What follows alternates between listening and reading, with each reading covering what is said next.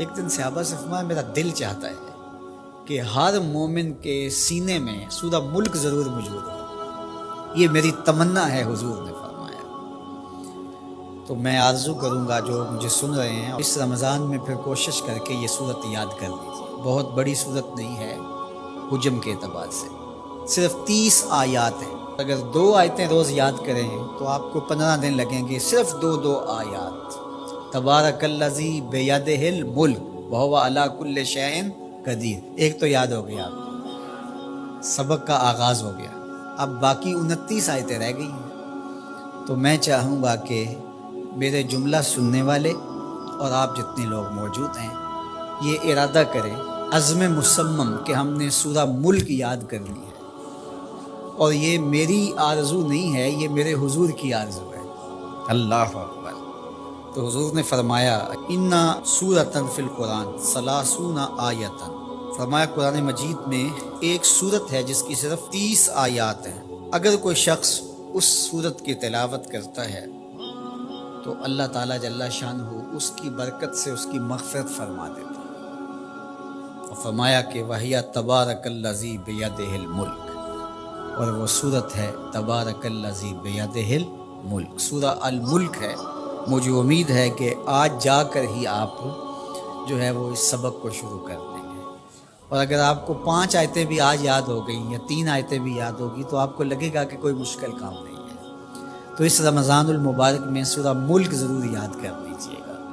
آقا کریم نے ارشاد فرمایا جس نے استغفار کو لازم کر دیا تھا تو اللہ تعالیٰ جل شانہ ہر غم سے، ہر مشکل سے، ہر تکلیف سے اس کے لیے کشادگی پیدا کر دے گا، ہر اذیت دور کر دے گا، اور ہر مشکل اور ہر پیچیدگی سے اس کے لیے راستہ پیدا کرے گا، اور اللہ تعالیٰ جل شانہ اس کو وہاں سے رزق دے گا جہاں اسے گمان بھی نہیں ہوگا۔ اللہ اکبر۔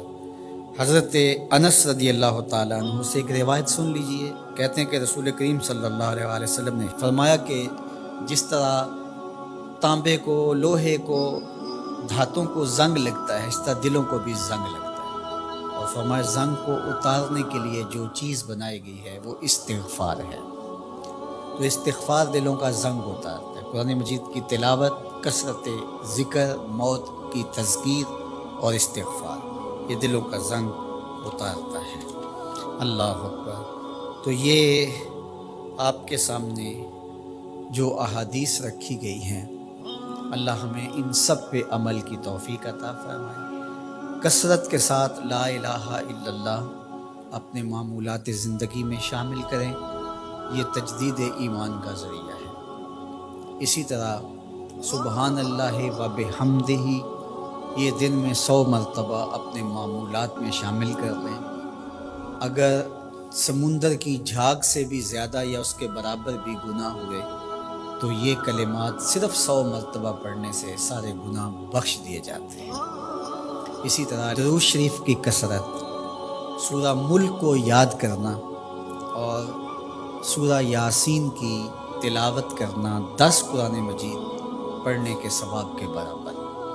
تو یہ اتنا خزانہ آج کی اس نشست میں آپ کو دے دیا گیا ہے۔ اللہ آپ کو جزائے خیر عطا فرمائے۔ تو یہ یاد کر لیں ماہ صیام کے اندر، انشاءاللہ آپ کو بڑا نور نصیب ہوگا۔ بہت ساروں کو تو یاد ہوگی، اور جس کو نہیں ہے تو پڑھنا تو آج سے شروع کر دیں سورہ ملک روزانہ۔ لیکن باقی حضور کی جو آرزو تھی، حضور نے ایک تمنا کی ہے، حضور کے دل میں ایک خواہش تھی کہ اگر یہ ہو جائے تو امت کے بھلے کی بات ہے، تو فائدہ تو ہمارا ہوگا، خوش حضور ہو جائیں گے۔ اللہ اکبر۔ تو فرمایا کہ میری آرزو ہے کہ میرا ہر امتی سورہ ملک اپنے سینے میں سمو لے۔ اللہ سورہ ملک کا جمال بھی دے، اس کی تلاوت کا نور بھی نصیب فرمائے، صحت لفظی کے ساتھ اس کو پڑھنے کی، اس کو یاد کرنے کی توفیق نصیب فرمائے۔ وہ سینہ قبرستان کی طرح ہے جس میں قرآن کی کچھ آیات نہیں، تو اس لیے اپنے سینے کو منور کریں، آباد رکھیں۔ اللہ آپ کو اپنی خاص عنایات نصیب کرے۔